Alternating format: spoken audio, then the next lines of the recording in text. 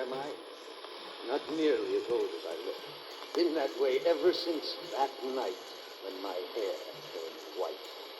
That night, well, I was driving home from a dance up near Ridgewater on this little road that leads to the big highway.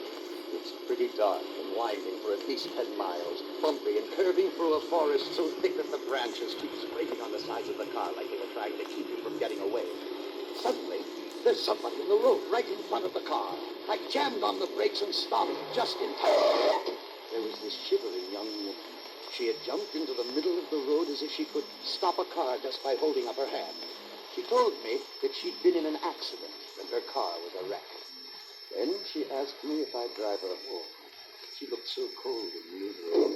I let her in and even threw my white jacket around her because she was wearing a thin silk dress without even a sweater.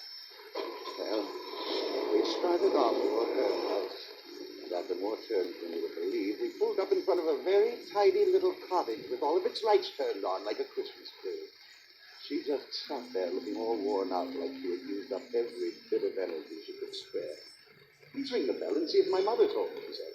The bell is on the left, near the brass knob. I rang the bell, and the lady who answered looked like an older version of my hitchhiker. Before I even had a chance to speak, she said, "Don't say a word, just come this way." It all seemed very strange, but I followed her anyway. Upstairs, down a hall, and into a very pretty room. A girl's room, I could tell. And on the table by the bed, there was a picture of a young girl.